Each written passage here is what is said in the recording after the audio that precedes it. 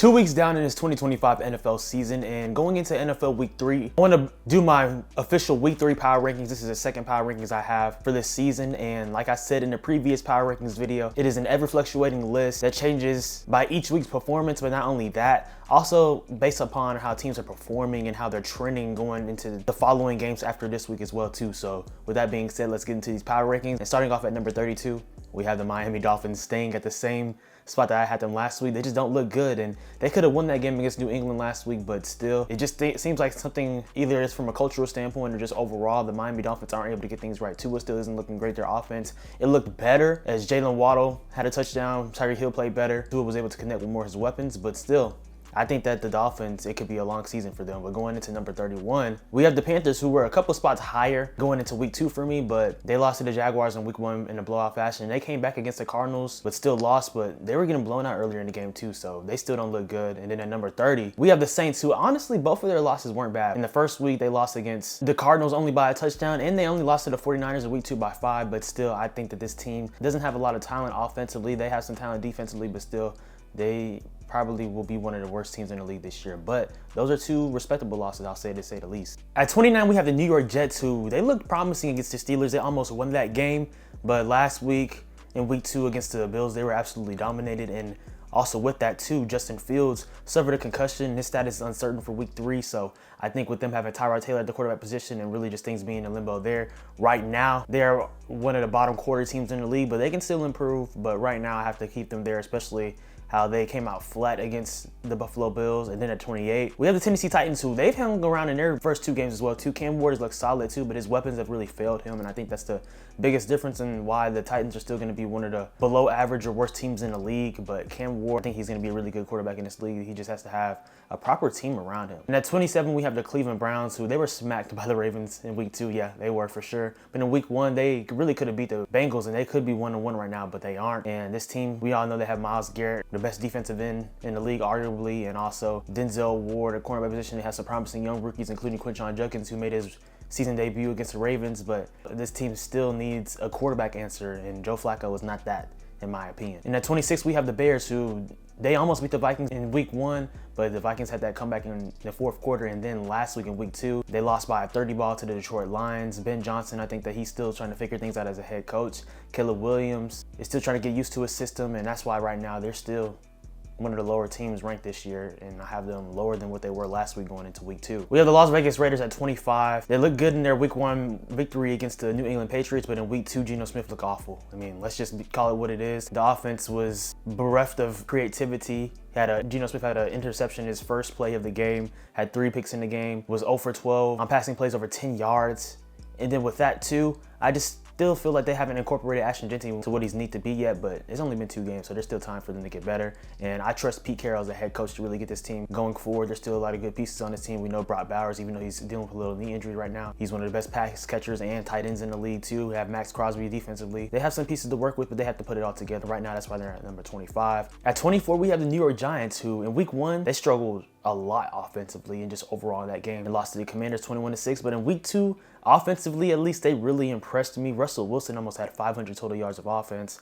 Malik Neighbors went off. Wan'Dale Robinson went off. Maybe that's a referendum of the Dallas Cowboys defense, but also it is early in the year, so I will say that. But I think the Giants, even over teams like the Raiders who've won the game, I put the Giants a little bit ahead of them just because they look pretty solid. And that pass rush is still there. We know they have Kayvon Thibodeau, Abdul Carter, who they drafted with the 3rd pick overall, Dexter Lawrence on the defensive line, and Brian Burns. They have some pieces to at least be solid this year, and I think they can be a 7-10, 8-win team potentially too. So that's why I have them at 24. We have the Patriots at 23, who got a good divisional win against the Miami Dolphins. Mike Vrabel, his first win as the Patriots head coach. I think that they are similar to the Giants, but I think even have a higher ceiling this season, as I think the Patriots could be 8-9 or even 9-8 this year, depending on how things fall for them. But they're at 23 at 22. We have the Jacksonville Jaguars, who they dominated the Panthers in week 1, as I think most teams will this year. But in week 2, really, they had a golden opportunity to move on to a 2-0 record and beat the Bengals, who have Jake Browning now as their starting quarterback, as Joe Burrow is going to be out for 3 months with a toe injury. They could have won that game, and for me, that's why I have them right here. But I think that the Jaguars, I think they'll be better than what they were last year, and that's not a high bar at all. But Liam Cohen, he's really establishing himself,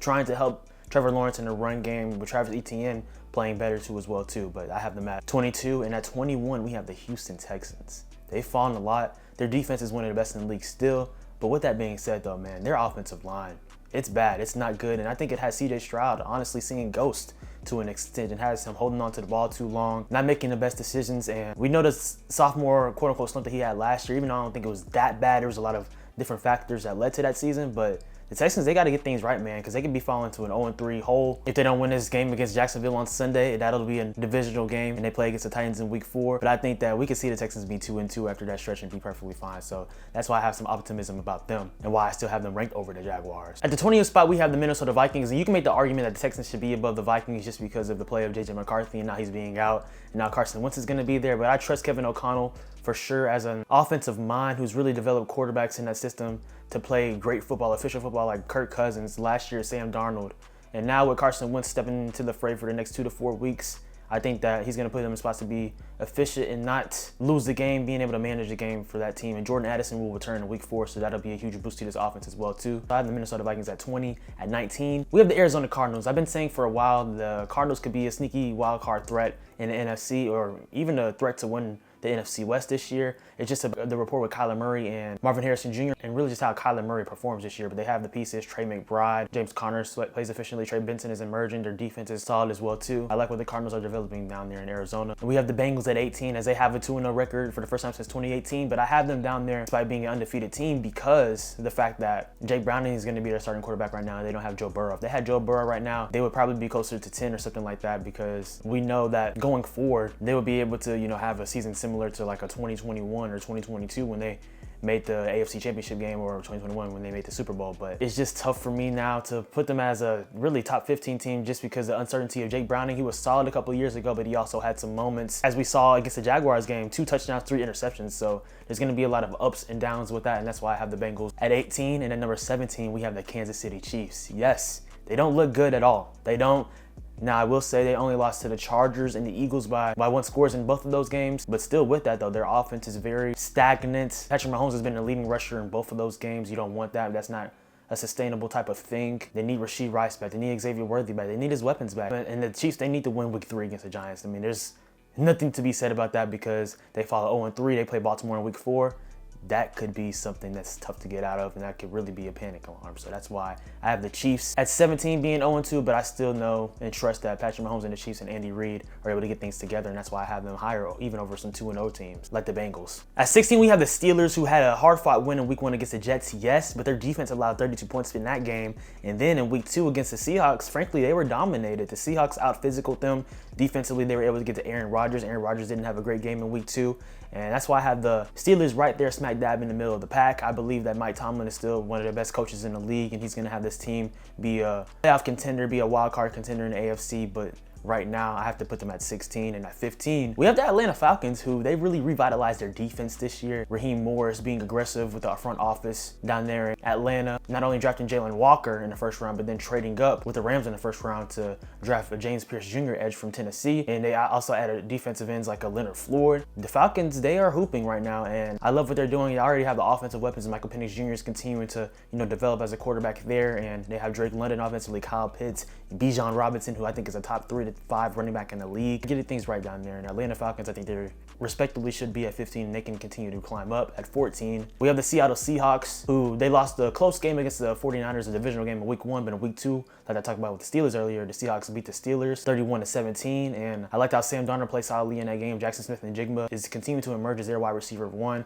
Kenneth Walker played a really good game in that game too, as he has a good tandem with him and Zach Charbonnet. Seahawks, they're looking good in the second year under head coach Mike Macdonald. And at 13, we have the Denver Broncos, who I haven't been pleased with what I've seen from their offense with Bo Nix so far. He didn't play great in the Titans game, didn't necessarily play the greatest in the Colts game either, but it wasn't as bad as week 1. But they should have really won that game against the Colts, and they missed out on a few opportunities. But the Broncos, I think that they'll still be a potential AFC playoff team too, but they need to play clean, efficient football because they have the potential to have the best defense in the league. Now at the 12th spot, you could probably argue for this team being a little bit lower, and I wouldn't argue with you. But the sole reason why I have the Dallas Cowboys ranked 12th is because of Dak Prescott. He is playing at an MVP level. I know it's been only 2 games, but remember the last healthy season that he had in 2023. Finished second in MVP voting, and honestly, he looks even better right now. More lean, more in shape. Nathan with George Pickens, CeeDee Lamb. Javonte Williams, I think, has also been a really underrated player and is going to be a huge focal point of this offense. And Brian Schottenheimer, he was serious about wanting to play a physical type of football incorporating the running game at a high level and running the football with a purpose, unlike the Mike McCarthy era. And the only thing about the Cowboys, why I can really agree with people having them probably lower than this, that defense looked awful. It looked awful. Donovan Wilson did not look great. He looked lost.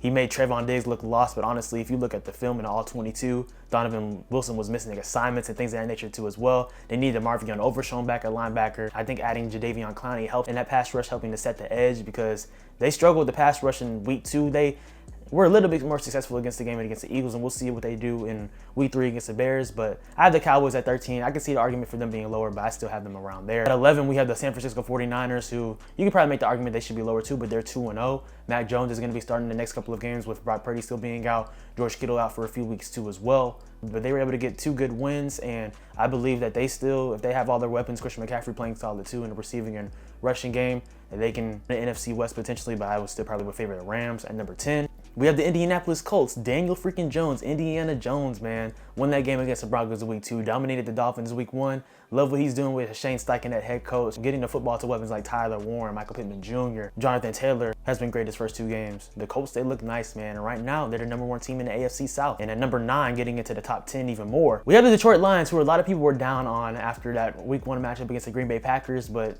they showed semblance of what they did in the 2024 season, putting up a 50-piece against the Chicago Bears. This offense is going to be perfectly fine. Like I continued to stress during the offseason, they have the personnel to still be dominant, and you saw that on full display in week 2. And we'll see what they're made of in week 3 against the Ravens, because I don't like that matchup for the Lions. I like it more so for the Ravens, but I could be wrong. But after this week, I think the Lions are back being a top 10 team, and people should definitely put more respect on their name for sure. We roll through these final 8 teams. So at number 8, we have the Washington Commanders. They didn't look great against the Green Bay Packers. Jaden Daniels is dealing with a knee sprain right now too, so that's some question marks there, but I still think that this team is going to be solid, and with Jaden Daniels in the lineup whenever he is back, if he has to miss a game or 2 or something like that, that they'll be fine, and they'll still be around that top 10 or outside the top 10 range, and I still have them at 8. At number 7, we have the Los Angeles Rams. You can argue for them being a little bit higher. 2-0 record right now. They still look really good. They have a pivotal matchup in week 3, an NFC divisional playoff rematch against the Eagles in week 3. I like that game for them. We'll see how they perform against Philadelphia, but I'm sure they want to have revenge on their minds too, but they struggled to contain Saquon Barkley in both matchups last year, so we'll see about that. But I have the Rams at number 7. And number 6, we have the Tampa Bay Buccaneers, man. Baker freaking Mayfield has been hooping, had an amazing game against the Houston Texans, having his 12th fourth quarter comeback game-winning drive in that game. Emeka Egbuka has looked great. Mike Evans is still playing great football. Bucky Irving, Rashad White. This team has a lot of weapons, and when Chris Godwin returns, when they get Tristan Wirfs back, arguably one of the best offensive linemen in the league, they're going to be right there and afraid to be one of the best teams in the NFC, which I believe they already are. And don't sleep on the Bucs in the postseason this year. And at number 5, getting into the top 5, we have the Los Angeles Chargers. They continue to dominate these first 2 weeks. They out-physicaled the Chiefs in week 1, and week 2 they dominated the Raiders as well. I like what Justin Herbert is looking in his second year under head coach Jim Harbaugh. They looking nice right now, connecting with Quentin Johnson in the receiving game, Keenan Allen being back in his second stint. I like what the Chargers are doing down there, and hey, they have the chance and opportunity right now, as they already won 2 divisional games. If they win in week 3 against the Broncos, that'll be 3 divisional games that they've won. They're going to try to snap that streak of the Chiefs winning 10 straight divisional titles in the AFC West. At number 4, we have the Green Bay Packers, and people might argue and say that they're top 3, which I can see that for sure. Their defense has been absolutely devastating. I would say right now the best in the league, with the acquiring of Micah Parsons and really just making things overall easier for everyone else defensively. Let's continue to see them sustain that for sure. I'm not going to crown them yet, but I still believe that they are a dominant and great team. And Jordan Love, if he can play great football this year, play top 5 to 10 quarterback play this year, the Green Bay Packers, they should be viewed as Super Bowl contenders for sure. But now getting into the top 3, I have the Baltimore Ravens with a 1-1 record now. Like I said, I like them going into the matchup in week 3 against the Lions, but we'll see then too. But I believe the Ravens are top 3. I mean, it really goes without saying. And I guess you can argue for the number 2 team, maybe if you want to put 2 at 3, 3 at 2, whatever you want to say. But I have the Eagles at number 2 right now. They might not win in the best way. The tush push isn't the most aesthetically pleasing way, but they found ways to win. Jalen Hurts isn't dropping dimes, stuff like that too either. AJ Brown and Devontae Smith haven't necessarily had the most targets, but they still won. They've won in their type of fashion of football, and they're 2-0 right now, and they're the defending Super Bowl champions, so I have to give them their props there. But at number 1, I have the Buffalo Bills. Josh Allen is continuing to play MVP level football coming off of last year. James Cook had a dynamic game in week 2 against the Jets as well. I like what the Bills are doing in the AFC right now, and I think that they're going to continue to be dominant this year and position themselves to potentially be the 1 seed this year in the AFC, and they play against the Dolphins in week 3, so you tell me how you think that's going to go. Yeah. But here's a full power rankings that I have going into NFL Week 3. Y'all let me know if y'all agree. Let me know in the comments down below. Stay tuned for more videos. Make sure to like, comment, subscribe, and turn on post notifications. Follow me on Instagram / Twitter at SwaggyRuss and TikTok at Swaggy2. Keep Jesus Christ at the center of your life always, guys. Know that you are loved, you are chosen, and y'all keep being blessed. Y'all have a good one. Like I said, stay tuned for more videos and subscribe. Yes, sir.